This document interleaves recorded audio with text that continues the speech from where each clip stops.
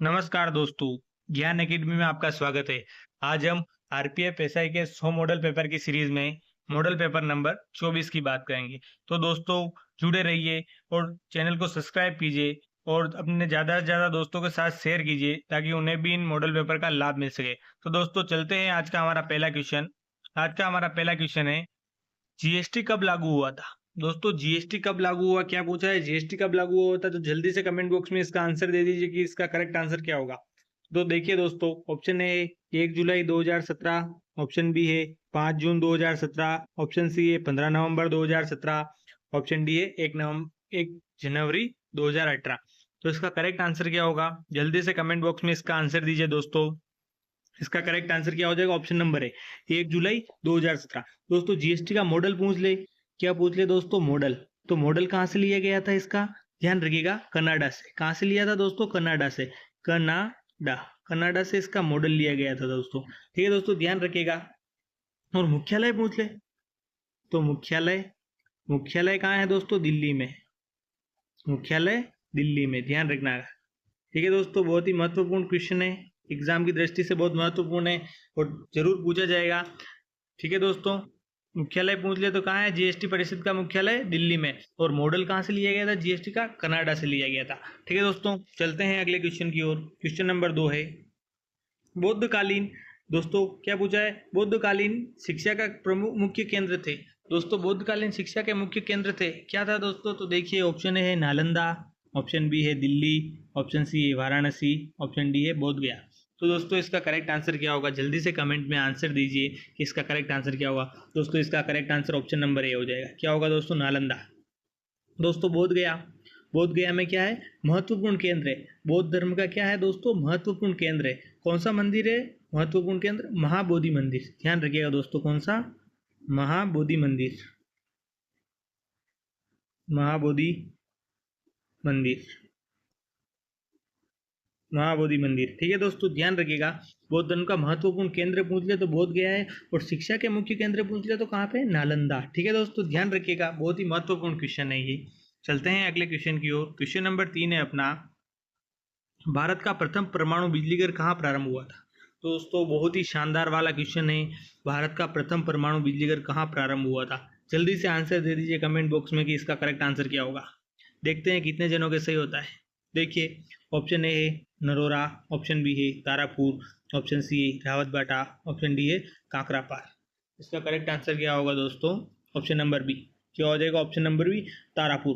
दोस्तों ये तारापुर कहाँ है? महाराष्ट्र में स्थित है। कहाँ पे है दोस्तों? ध्यान रखिएगा, महाराष्ट्र में। महाराष्ट्र। ठीक है दोस्तों, ध्यान रखिएगा, महाराष्ट्र में है, तारापुर है। और दोस्तों भारत का पहला व्यावसायिक परमाणु केंद्र था, और ये कब बना? ध्यान रखिए, बिजली घर कब बना था? 28 अक्टूबर, 28 अक्टूबर 1969 में। ठीक है दोस्तों, ये डेट भी ध्यान रखिएगा, बहुत ही महत्वपूर्ण है। डेट भी पूछ सकते हैं। जो फैक्ट साथ साथ बता रहा हूँ वो ध्यान रखिएगा। कॉपी पेन लीजिए, और कॉपी पेन लीजिए और कॉपी में लिखते रहिए ताकि आपको फायदा मिल सके। ठीक है दोस्तों, चलते हैं अगले क्वेश्चन की ओर। क्वेश्चन नंबर 4 है अपना, भारतीय संसद शासन व्यवस्था में संघ की कार्यपालिका शक्ति किस में निहित है? तो दोस्तों किस में निहित है? ऑप्शन ए है संसद, ऑप्शन बी है नौकरशाही, ऑप्शन सी है प्रधानमंत्री, ऑप्शन डी है राष्ट्रपति। तो दोस्तों इसका करेक्ट आंसर क्या होगा? Option number D. क्या हो जाएगा दोस्तों? ऑप्शन नंबर डी, राष्ट्रपति है। ठीक है दोस्तों, ध्यान रखिएगा दोस्तों, पूछ ले ये कहाँ है, तो अनुच्छेद 53 में। अनुच्छेद 53 में संघ की कार्यशक्ति और राष्ट्रशक्ति निहित होती है। दोस्तों कौन से अनुच्छेद में? अनुच्छेद 53 में। ठीक है दोस्तों, ध्यान रखिएगा। तो चलते हैं इसी प्रकार अगले क्वेश्चन की ओर। क्वेश्चन नंबर 5 है अपना, संसार में सबसे अधिक डाकघर किस देश में? दोस्तों बहुत ही शानदार क्वेश्चन है, जल्दी से आंसर दे दीजिए, ये तो आपको आता ही होगा। कहाँ पर है संसार में सबसे अधिक डाकघर? कौन से देश में है? तो देखिए, ऑप्शन ए है फ्रांस, ऑप्शन बी है चीन, ऑप्शन सी है जापान, ऑप्शन डी है भारत। तो दोस्तों कहाँ पर है? जल्दी से आंसर दीजिए। इसका correct answer option number D हो जाएगा। क्या होगा दोस्तों? Option number D. कहाँ पे है? भारत में सबसे अधिक डाकघर है। दोस्तों डाकघरों की संख्या पूछ ले, बहुत शानदार वाला क्वेश्चन है। संख्या पूछ ले कितने हैं डाकघर, तो संख्या भी बता देते हैं, याद रखिएगा दोस्तों। संख्या है 1,55,000 618 कितनी है दोस्तों? 1,55,618। और इसकी शुरुआत पूछ ले। बहुत ही अच्छे शानदार वाले फैक्ट लेके आया हूँ दोस्तों। शुरुआत पूछ ले इसकी शुरुआत कब हुई? 1 अक्टूबर 1854। कब हुई थी दोस्तों? 1 अक्टूबर 1854। तो ध्यान रखिएगा दोस्तों, डाकघरों की संख्या कितनी है? 1,55,618। और शुरुआत कब हुई थी इनकी? 1 अक्टूबर 1854 को। ठीक है दोस्तों, इसी प्रकार चलते हैं अगले क्वेश्चन की ओर। हमारा अगला क्वेश्चन है क्वेश्चन नंबर 6। भारतीय संविधान में कितने अनुच्छेद हैं? बहुत ही शानदार क्वेश्चन है दोस्तों, और इसमें बहुत सारे कंफ्यूज भी होते हैं। अभी बताऊंगा कैसे कंफ्यूज होते हैं। चलते हैं, तो देखिए ऑप्शन ए है 395, ऑप्शन बी है 365, ऑप्शन सी है 448, ऑप्शन डी है 420। तो दोस्तों इसका करेक्ट आंसर क्या होगा? जल्दी से आंसर दे दीजिए कि कौन से अनुच्छेद, भारतीय संविधान में कितने अनुच्छेद है टोटल। तो दोस्तों इसका correct answer option number A हो जाएगा। क्या होगा दोस्तों? Option number A 395।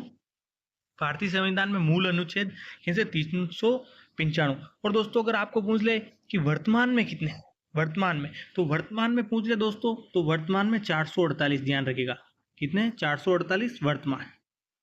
और मूल संविधान में कितने अनुच्छेद है? बाकी 395। और वर्तमान में क्या क्या है? क्योंकि संविधान में संशोधन होते रहते हैं, संशोधन होने के कारण अभी वर्तमान में 448 अनुच्छेद है। ठीक है दोस्तों, बाकी संविधान में अगर ऐसा क्वेश्चन आता है भारतीय संविधान में कितने अनुच्छेद है, तो आपको 395 करना है। और वर्तमान में पूछ लेना कि वर्तमान में संशोधन के बाद टोटल मिला के पूछे तो 448 करेक्ट आंसर। ठीक है दोस्तों, चलते हैं अगले क्वेश्चन की ओर। हमारा अगला क्वेश्चन है क्वेश्चन नंबर 7 है, जुलाई माह का राष्ट्रीय दिवस किस देश का होता है? जुलाई माह का राष्ट्रीय दिवस किस देश का होता है? तो देखिए ऑप्शन ए है भारत, ऑप्शन बी है अमेरिका, ऑप्शन सी है रूस, ऑप्शन डी है फ्रांस। तो दोस्तों जल्दी से कमेंट बॉक्स में आंसर दीजिए, इसका करेक्ट आंसर क्या होगा?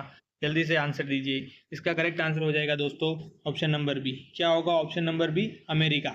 अमेरिका इसका करेक्ट आंसर हो जाएगा। इसी प्रकार चलते हैं अगले क्वेश्चन की ओर। हमारा आज का अगला क्वेश्चन है क्वेश्चन नंबर 8 है, भारत का सबसे लंबी सड़क कौन सी है? भारत की सबसे लंबी सड़क कौन सी है दोस्तों? तो देखिए ऑप्शन है NH44, ऑप्शन बी है NH27, ऑप्शन सी है NH48, ऑप्शन डी है NH16। तो दोस्तों इसका करेक्ट आंसर क्या होगा? जल्दी से पहले तो कमेंट बॉक्स में इसका आंसर दीजिए, सबसे लंबी सड़क कौन सी है। फिर बाद में मैं बताता हूँ आपको कहाँ से कहाँ तक है, वो भी बताऊंगा। तो दोस्तों इसका करेक्ट आंसर क्या हो जाएगा? Option number A, NH44 Bharat की सबसे लंबी। और दोस्तों कितनी लंबी है? लंबाई देख लेते हैं, लिख देते हैं लंबाई। तो लंबाई कितनी है दोस्तों? लंबाई ध्यान रखिएगा इसकी 3,745 किलोमीटर। कितनी है दोस्तों? 3,745 किलोमीटर। ठीक है दोस्तों, ध्यान रखिएगा 3,745 किलोमीटर लंबी है। 745 किलोमीटर लंबाई है इसकी, भारत सड़क की NH44 की। और दोस्तों ये कहाँ से कहाँ तक है? तो ध्यान रखिएगा, इसका आरंभ उत्तर में श्रीगंगानगर से होता है। कहाँ से होता है? श्रीनगर से होता है दोस्तों।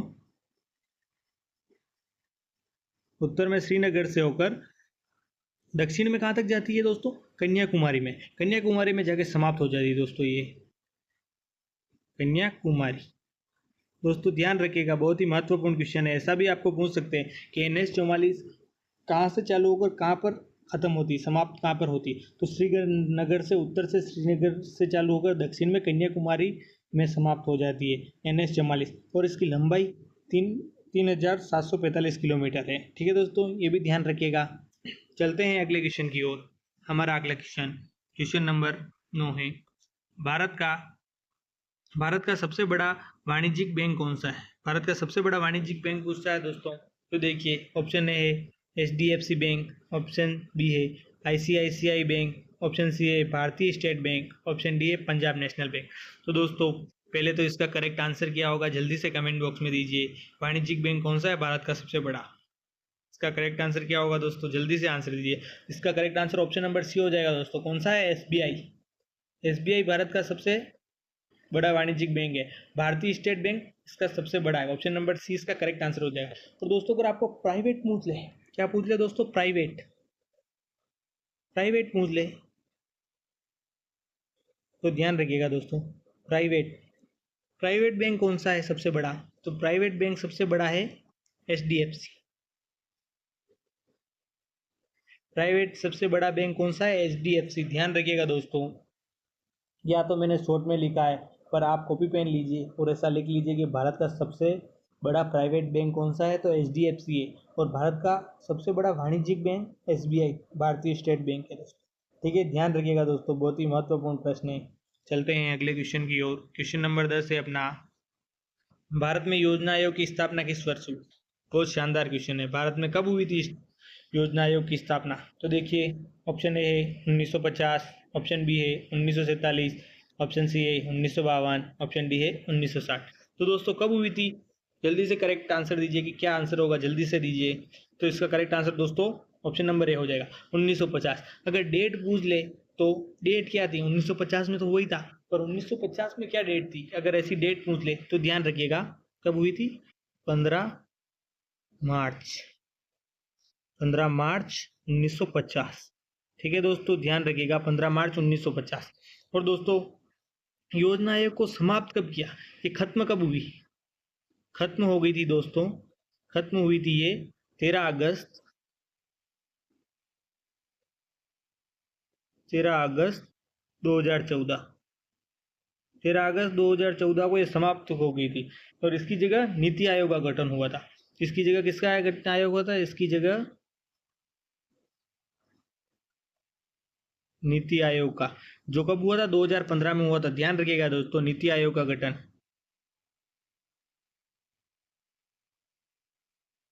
नीति आयोग गठन। ठीक है दोस्तों, नीति आयोग का गठन हुआ था। ध्यान रखिएगा दोस्तों, किसका? नीति आयोग का गठन हुआ था। ठीक है दोस्तों, नीति आयोग का गठन हुआ था।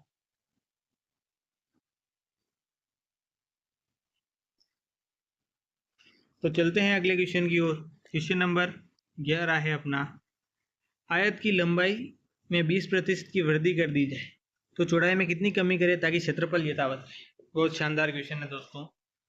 तो देखिए, पहले तो 10 सेकंड का टाइम देता हूँ, 10 सेकंड में आराम से हो जाएगा।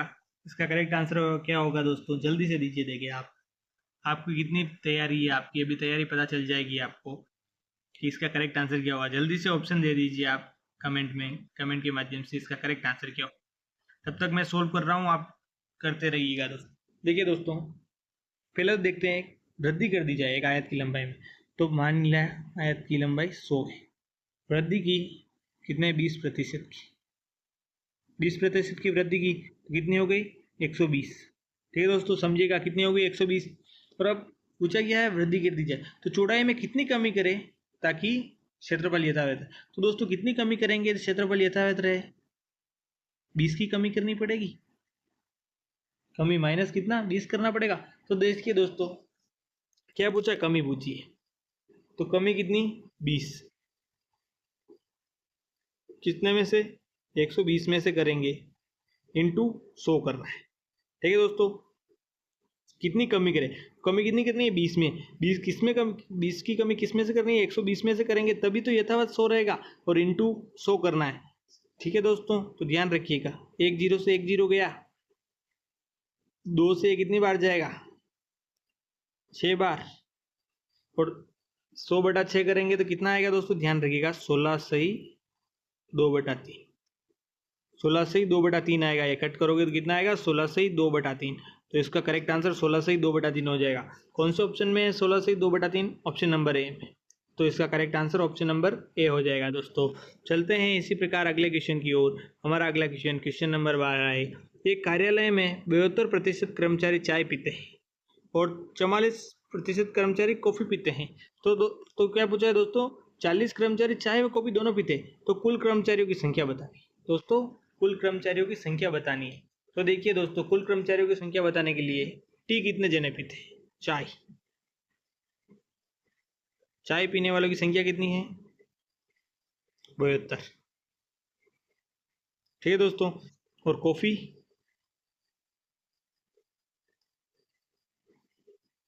कॉफी पीने वाले कितने हैं? 44। ठीक है, अब इनको टोटल करेंगे, इन दोनों को टोटल करेंगे तो कितने जने हो जाए 144। 144 सॉरी दोस्तों 144 नहीं 72 और 44 करना है तो कितना होगा 116 हो जाएगा। कितना होगा 116। तो कितने प्रतिशत है जो चाय और कॉफी दोनों पीते हैं? कर्मचारी संख्या तो 40 है पर प्रतिशत में पूछे तो कितने प्रतिशत? 16% है। तो दोस्तों लिख देते हैं यहाँ 16% चाय प्लस कॉफी दोनों पीते हैं। चाय प्लस कॉफी दोनों 16% जने पीते हैं।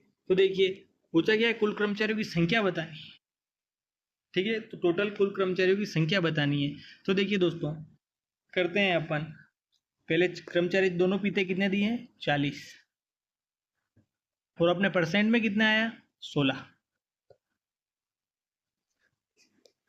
40 और 40 दिया हुआ है 40 कर्मचारी और प्रतिशत में पूछा तो 16 इंटू 100 करें, ठीक है दोस्तों। कितने करेंगे इंटू 100 करेंगे। तो दोस्तों इंटू 100 करने पर ये कितनी बार जाएगा? ये चार के बारे से 4 बार जाएगा और ये 10 बार जाएगा और 4 को 100 में करेंगे तो कितना 25 और 25 इंटू 10 कितना होता है 10 इंटू 25 250।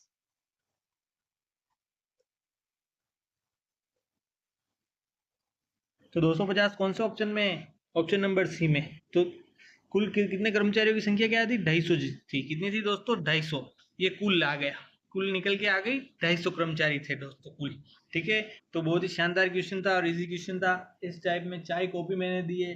बाकी ऐसे भी पूछ सकते हैं कि 72% जैसे क्रिकेट खेलते हैं और 40-44% फुटबॉल खेलते हैं, ऐसे कुछ भी वैल्यू चेंज आ सकती है दोस्तों। तो घबराए नहीं, पैटर्न ऐसा ही क्वेश्चनों का आएगा और आप आराम से कर सकोगे। अगर आपको नहीं भी आता है तो आप ऐसे मैंने जैसे बताया वैसे करके आप कोई भी क्वेश्चन हो आप भले आपके मन से कुछ भी वैल्यू चेंज करके भी कर लो तो भी आपका आंसर आराम से आ जाएगा दोस्तों, ठीक है। चलते हैं अगले क्वेश्चन की ओर। हमारा आज का अगला क्वेश्चन है, तो दोस्तों अगला क्वेश्चन नंबर 13 देखते हैं। क्वेश्चन नंबर 13 क्या कह रहा है?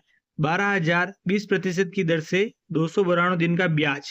दोस्तों 292 दिन का ब्याज पूछा है, ठीक है दोस्तों। तो ब्याज पूछा है तो ब्याज का फॉर्मूला क्या होता है? पहले तो फॉर्मूला देख लीजिए आप। ब्याज बराबर मूलधन इंटू दर इंटू समय बटा 100 होता है। फिक्स फॉर्मूला है। अब देखिए मूलधन कितना दिया है अपने को, क्वेश्चन करते हैं। मूलधन 12,000 दिया है। कितना दिया है दोस्तों 12,000 मूलधन इंटू दर 20% का बटा 100 पहले ही लगा दिया है। समय 292 डेज। दोस्तों 292 दिन दिए, वर्ष देते तो कुछ नहीं लगाता होता। एक वर्ष में कितने दिन होते हैं 365 दिन। तो अपने को बटा 365 लगाना पड़ेगा क्योंकि दिन दिए हुए हैं। ध्यान रखिएगा दोस्तों, वर्ष ना देके दिन दिए हैं तो इसलिए एक वर्ष में कितने 365 दिन होते हैं तो अपने को बटा 365 करना होगा। और दोस्तों ये क्वेश्चन है 2-3 तरह के फिक्स क्वेश्चन पूछते हैं, ऐसे एक दिन वाले आ गए, वर्ष वाले तो इजी है और आपको महीनों में भी दे सकते हैं। इसके अगला क्वेश्चन में वही लेके आया हूँ, आपको आराम से समझा दूंगा कि आपको महीने वाले क्वेश्चन भी देते हैं कि जैसे जनवरी से अप्रैल तक के बीच में कितने दिन हो रहे वो अपने को पहले दिन जोड़ने पड़ेंगे, जोड़ के फिर अपने को 365 भाग तो लगाना ही पड़ेगा क्योंकि दिन दिए हुए हैं। पहले दिन अपने को काउंट करने होंगे कि जैसे जनवरी से अप्रैल के बीच कितने दिन हो रहे तो अपने को दिन जोड़ने पड़ेंगे। जनवरी महीने में कितने दिन होते हैं, फरवरी, ऐसे करके जोड़ने पड़ेंगे, जोड़ने के बाद होगा, ठीक है दोस्तों। तो इस प्रकार क्वेश्चन पूछते हैं, ध्यान रखिएगा 2-3 पैटर्न के फिक्स क्वेश्चन पूछते हैं इनसे ब्याज दर से, ठीक है दोस्तों। तो अगला देखिए, अब इसको क्वेश्चन को अपन सोल्व करते हैं। इस क्वेश्चन को सोल्व करने के लिए ध्यान रखिएगा 2 जीरो से 2 जीरो कट कर देते हैं और अब आप जल्दी से मेरे को सोल्व करके बताइए कि इसका आंसर कितना आ रहा है, इसका करेक्ट आंसर कितना आ रहा है। जल्दी से सोल्व करके बताइए इसका ये करेक्ट आंसर आ रहा है, जल्दी से बताइए दोस्तों। तो दोस्तों इसका करेक्ट आंसर क्या होगा? इसका correct answer option number C हो जाएगा दोस्तों। कितना होगा?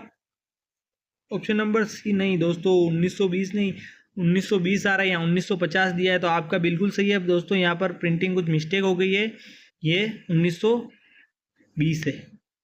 1920 करेक्ट आंसर होगा, ये नहीं होगा और 1920 होगा दोस्तों। कितना हो जाएगा दोस्तों? 1920। 1920 करेक्ट आंसर हो जाएगा दोस्तों। ठीक है दोस्तों, चलते हैं अगले क्वेश्चन की ओर।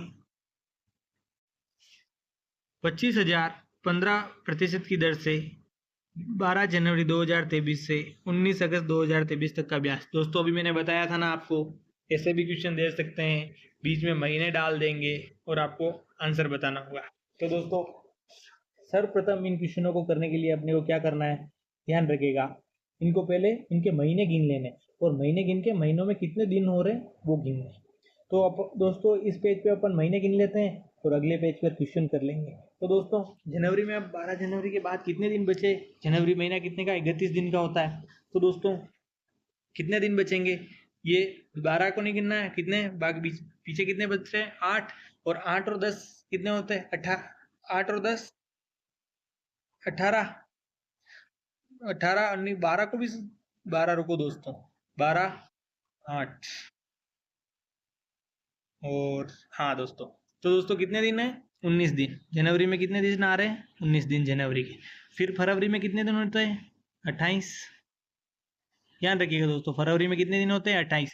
उसके बाद मार्च कितने का महीने का होता है? 31। मार्च 31 महीने का। फिर अप्रैल कितने महीने का होता है? 30 का। और अभी ये मई चल रहा है दोस्तों, ठीक है। आज कितनी मई है बताइए? 30 मई है। और ये मई का महीना कितने का है? 31 का। 31 दिन का है, तो ये 31 प्लस जून वापस कितने दिन का आएगा दोस्तों? 30 दिन का। और फिर जुलाई वापस 31 दिन का। और अब दोस्तों ध्यान रखिएगा, अगस्त पूछा है, और अगस्त में क्या पूछा है? 19 अगस्त। तो दोस्तों कितने दिन? 19 दिन इसके। दोस्तों अब इनको टोटल करेंगे, टोटल करोगे तो टोटल करने पर कितने आ रहे हैं? जल्दी से टोटल करके मेरे को बताओ कि टोटल कितने आ रहे हैं। कमेंट बॉक्स में आंसर दो। क्वेश्चन नंबर 14 का टोटल इनके प्लस करने पर कितने आ रहे हैं टोटल?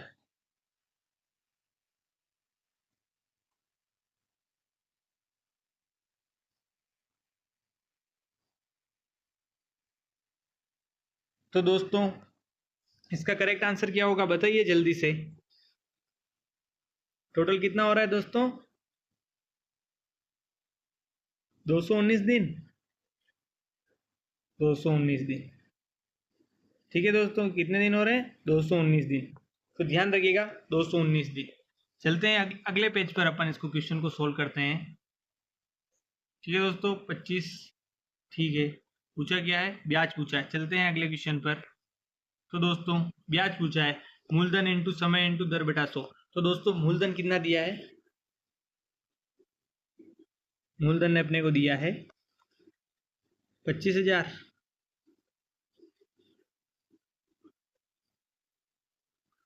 इंटू समय 15 इंटू दर 15 दिए दोस्तों, और समय 219 दिन बटा 100 दिन दिए। तो दोस्तों मैंने पहले ही बताया था 365 से गुणा करना है, साथ में मतलब भाग देना है। 219 बटा 365। ठीक है दोस्तों, अब इनको इंटू कर देंगे। अगर इनको इंटू करोगे तो कितना आएगा? जल्दी से आंसर दीजिए कि इनको इंटू करने पर कितना आ रहा है। कमेंट बॉक्स में जल्दी से आंसर दीजिए दोस्तों, इसका करेक्ट आंसर क्या होगा? दोस्तों इसका करेक्ट आंसर हो जाएगा 2250। कितना हो जाएगा दोस्तों? 2250। तो दोस्तों देखते हैं 2250 कौन से ऑप्शन में है। 2250 ऑप्शन नंबर बी में। इसमें है दोस्तों ऑप्शन नंबर बी में, तो इसका correct answer option number B हो जाएगा। चलते हैं अगले क्वेश्चन की ओर। हमारा अगला क्वेश्चन है क्वेश्चन नंबर 15। 2 पैसे प्रति रुपया प्रति माह के समतुल्य ब्याज की वार्षिक दर बताओ। तो दोस्तों इसमें दर पूछ ली है, ब्याज नहीं पूछा और दर पूछी है, वार्षिक दर, ब्याज की वार्षिक दर पूछी। तो दोस्तों पहले तो फॉर्मूला देख लेते हैं। दर बराबर ब्याज इंटू 100 बटा मूलधन इंटू समय। मूलधन इंटू समय। ठीक है दोस्तों, तो अब अपने को क्या करना है? मूलधन इंटू समय। तो देखिए दोस्तों वैल्यू रख देंगे, 2 पैसे प्रति रुपया, तो 2 पैसे दिए, और रुपए कितने होते हैं, 1 रुपये में कितने पैसे होते हैं, 100। तो अपने को क्या पैसे दिए तो 2/100 करना होगा। ठीक है दोस्तों, ध्यान रखिएगा, 2/100 करेंगे अपन, इंटू 100 दिया है। मूलधन, मूलधन देखिए दोस्तों, तो मूलधन इंटू क्या दिया है फिर दोस्तों, प्रति माह समतुल्य ब्याज, समय, समय कितना है, प्रति माह समतुल्य ब्याज। तो दोस्तों क्या करेंगे, 1 इंटू 1/12, क्या करेंगे दोस्तों, 1 इंटू 1/12 करेंगे अपन। तो फिर इसको कितना आ जाएगा, इसको 1/12 को ऊपर भेज देंगे इंटू करके, 100, ये 100 से 100 कट जाएंगे, तो कितना आ जाएगा दोस्तों, ऊपर जाएगा तो 2 इंटू 12 हो जाएगा, 2 इंटू 12 करोगे तो कितना आएगा, 24%। तो दोस्तों 24% कौन से ऑप्शन में, देखिए ऑप्शन नंबर बी में। तो इसका करेक्ट आंसर क्या हो जाएगा, ऑप्शन नंबर बी इसका करेक्ट आंसर हो जाएगा। दोस्तों इसी प्रकार चलते हैं अगले क्वेश्चन की ओर। क्वेश्चन नंबर 16 है, क्वेश्चन नंबर 16 देखते हैं। 5 का संबंध 10 से 16 का बताना है। दोस्तों इस क्वेश्चन को करने के लिए थोड़ा सा दिमाग लगाना है, ज़्यादा कुछ लगाने का नहीं है।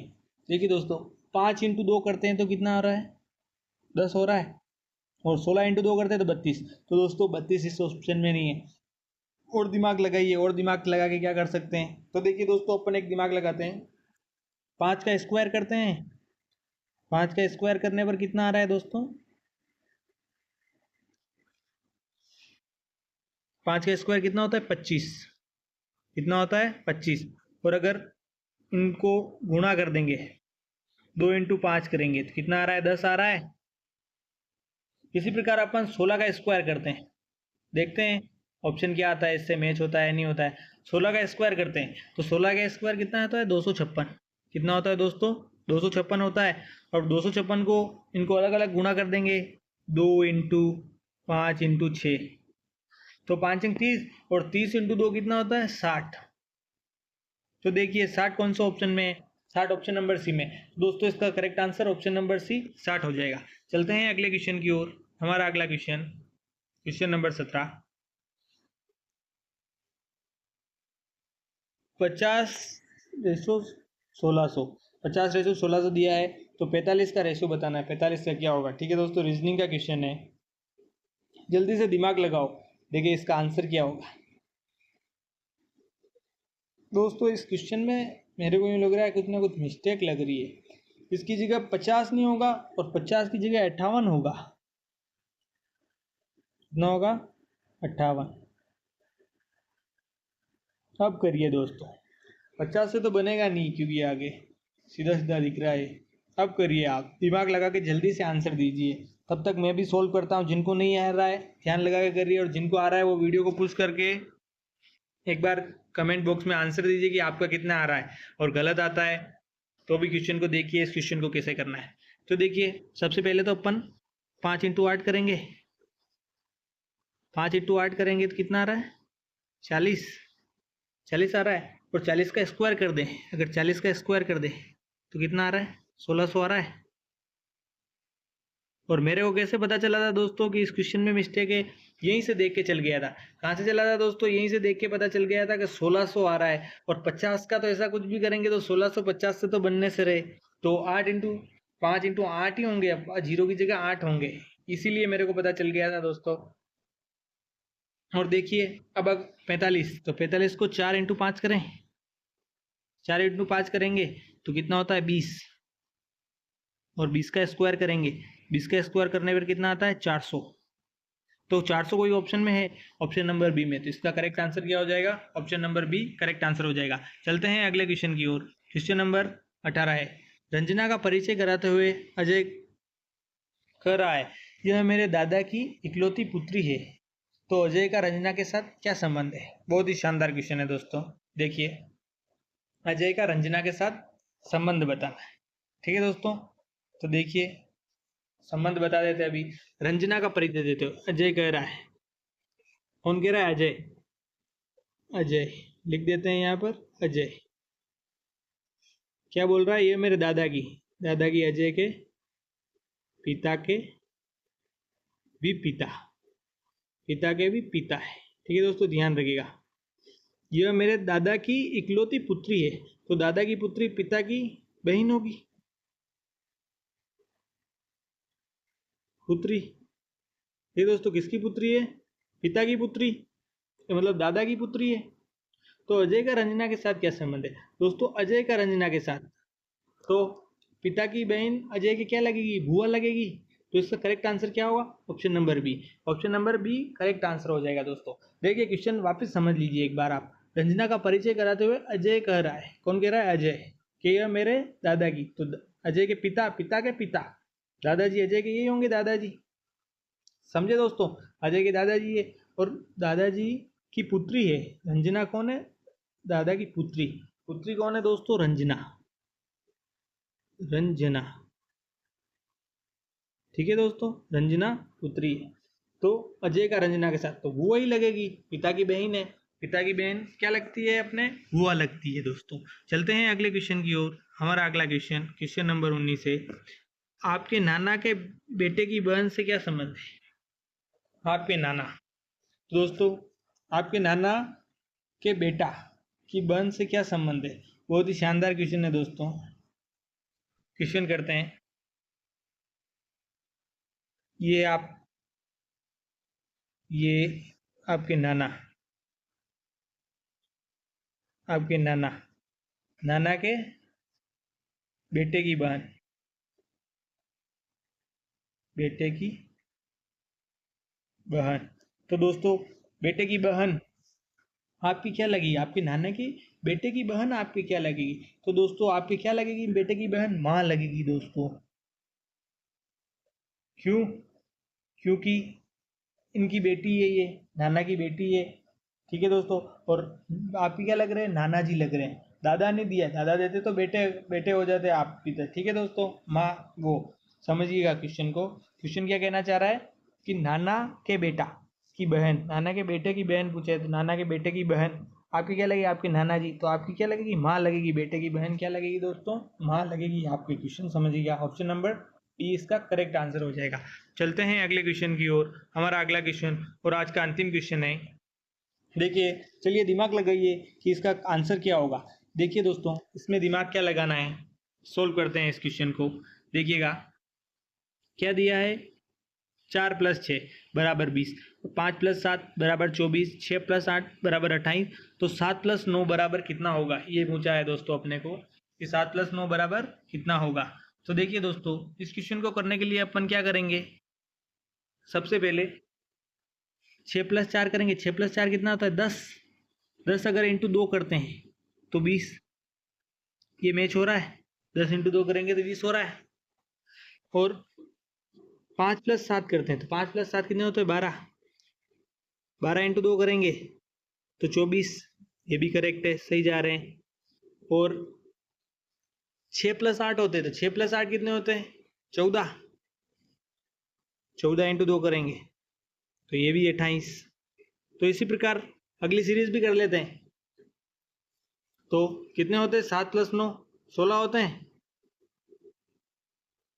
16 इंटू 2 कर लेंगे तो 32 हो जाएगा।